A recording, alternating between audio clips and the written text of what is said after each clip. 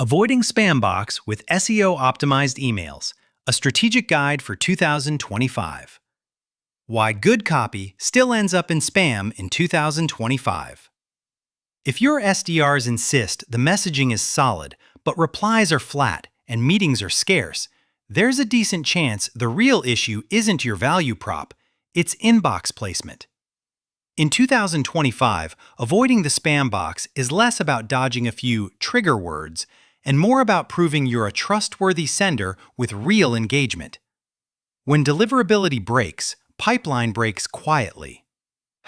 That's painful because email remains one of the highest ROI channels in B2B. Many benchmarks still peg email's return around $46 to 1 Zet, but that ROI only exists when your message actually reaches a decision-maker's inbox.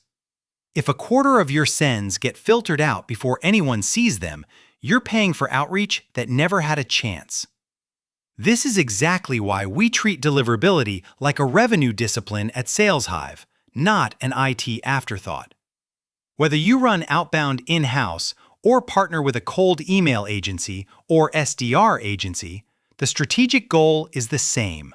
Build a sending system that inbox providers trust, then write emails that earn opens, replies, and rediscovery via inbox search. Delivery rate versus inbox placement, the metric that actually matters.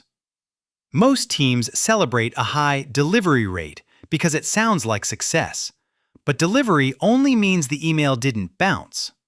Inbox placement is the real scoreboard. How many messages land in the inbox instead of spam? In B2B, you can see 98% delivery and still lose a massive portion of your reach to filtering. Across major ISPs, average spam placement has been measured around 24.68%, roughly 1 in 4 emails routed to junk. Put that into outbound terms. If you send 100,000 cold emails, tens of thousands may never be seen, no matter how good your targeting or CTA is. That's why deliverability sets the ceiling for every outbound sales agency, sales development agency, or internal SDR team. When teams are below healthy cold email baselines, about 27.7% opens, 5.1% replies, and roughly 1% meetings booked, the fastest diagnosis is to separate copy problems from visibility problems. If opens are low, it's often list quality or deliverability. If opens are fine but replies are weak, it's positioning, relevance, or the ask. Authentication is a revenue project, SPF, DKIM, DMARC. In 2025, SPF, DKIM, and DMARC aren't optional best practices. They're table stakes for consistent inbox placement. Fully authenticated senders are about 2.7 times more likely to reach the inbox than unauthenticated senders, which can translate into a 30 to 40-point swing in placement. Practically, that's like adding SDR capacity without hiring another rep. The issue is that most organizations still don't enforce DMARC. Only about 7.6% of domains use DMARC policies set to quarantine or reject, leaving brands more exposed to spoofing and more vulnerable to aggressive filtering. If you're running sales outsourcing or scaling an outsourced sales team, you want authentication to be boring, stable, and monitored, not a "we'll get to it later" ticket. The operational move is simple. Get sales, marketing, and IT aligned on one owner, one deadline, and one monitoring plan.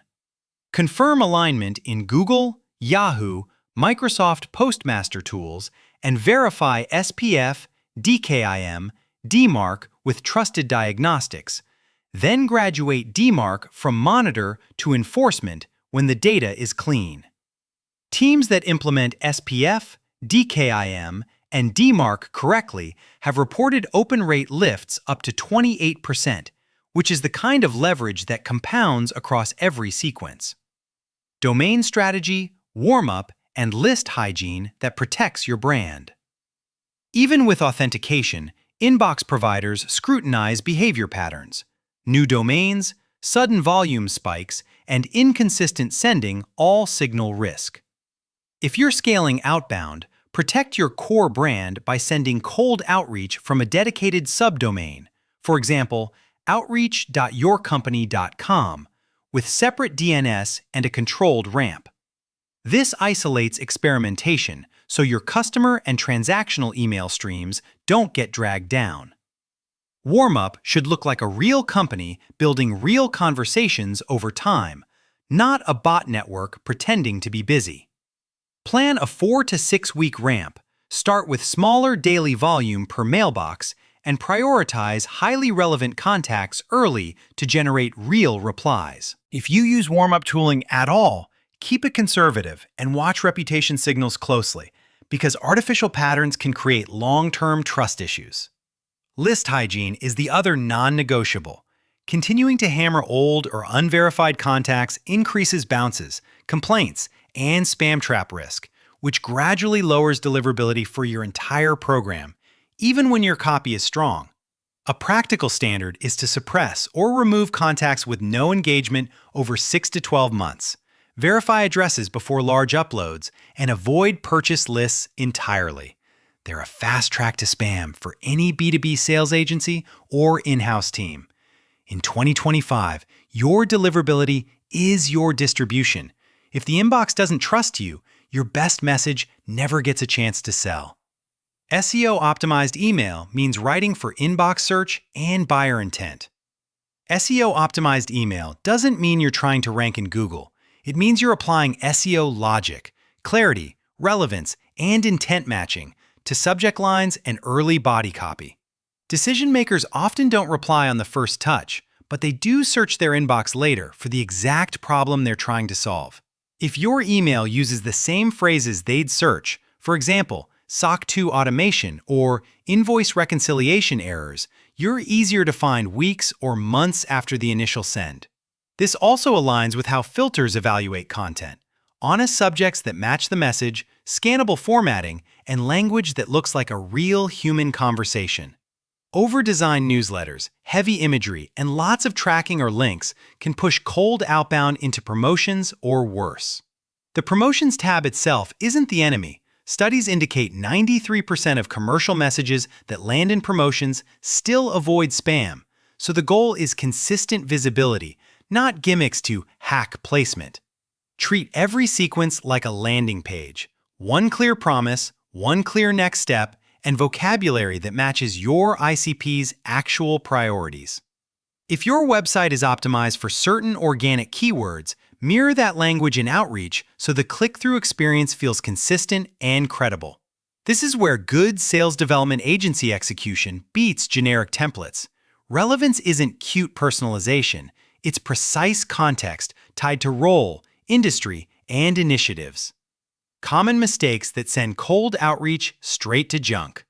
One of the biggest mistakes we see is obsessing over outdated spam trigger word lists instead of sender reputation and engagement. Modern filters evaluate patterns in context, authentication, complaint rates, bounces, and whether recipients interact like humans.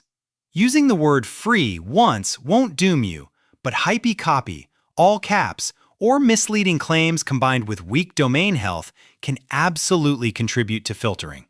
Another predictable failure mode is blasting a brand new domain at scale. New sending identities don't have trust, and sudden volume spikes look like spam behavior, even if your intentions are legitimate. If you're ramping an outsourced SDR org, telemarketing plus email, or a broader outbound sales agency motion, you need a controlled rollout that prioritizes quality conversations before quantity.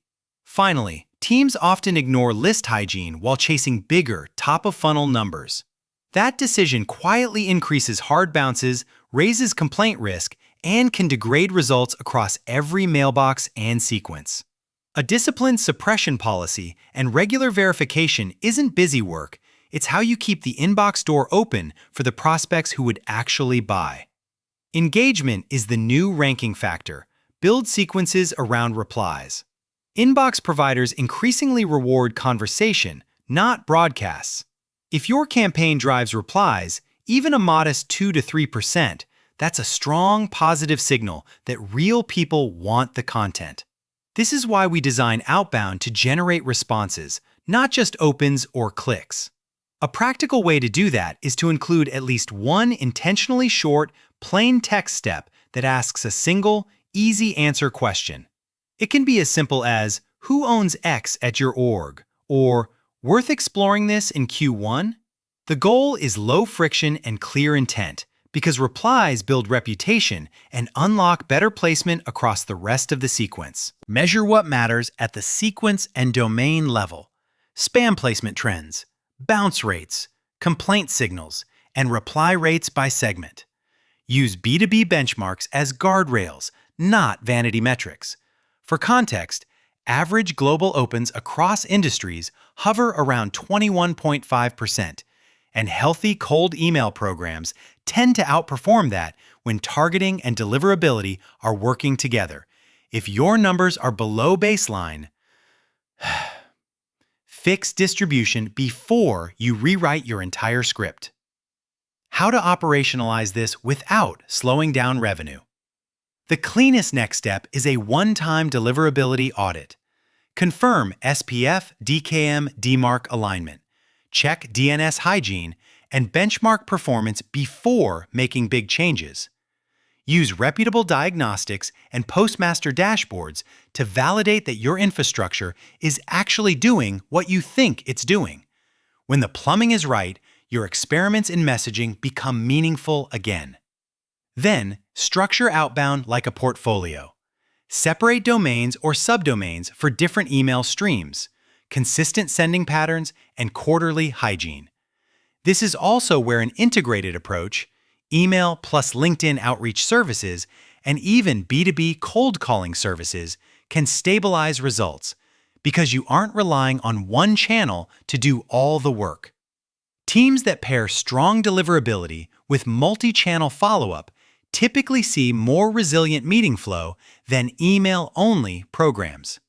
If your team doesn't have the bandwidth to own deliverability, data, and messaging at once, partnering can be the fastest path to stability.